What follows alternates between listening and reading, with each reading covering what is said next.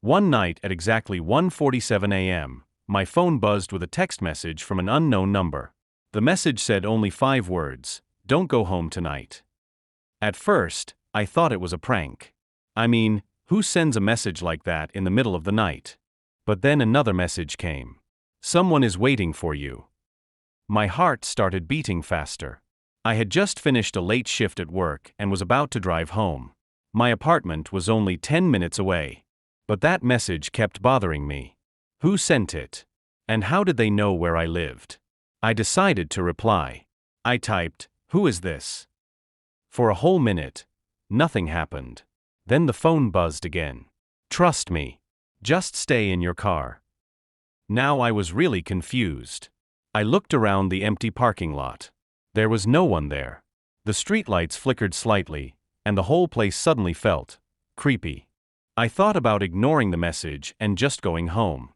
But something inside me said wait. So I stayed in my car for a few minutes. Suddenly my phone rang. It was the same unknown number. I hesitated, but finally answered. A calm voice said, "Listen carefully. Someone broke into your apartment about 20 minutes ago." My stomach dropped. I asked, "How do you know that?" But the person didn't answer. Instead, they said something strange. "Check your apartment camera." Luckily, I had a small security camera inside my living room.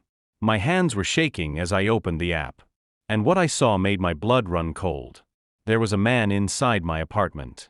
He was walking around slowly, looking through my drawers. I immediately called the police. They told me to stay where I was.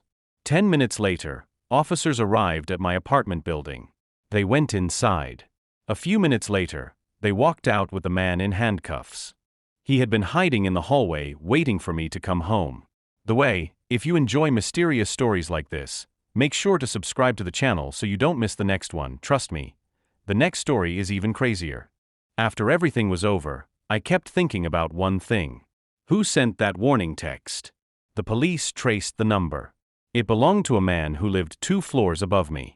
He had seen the burglar break the window earlier that night and decided to warn me before it was too late. I went upstairs the next day to thank him. But when I knocked on his door, the landlord told me something strange. The apartment had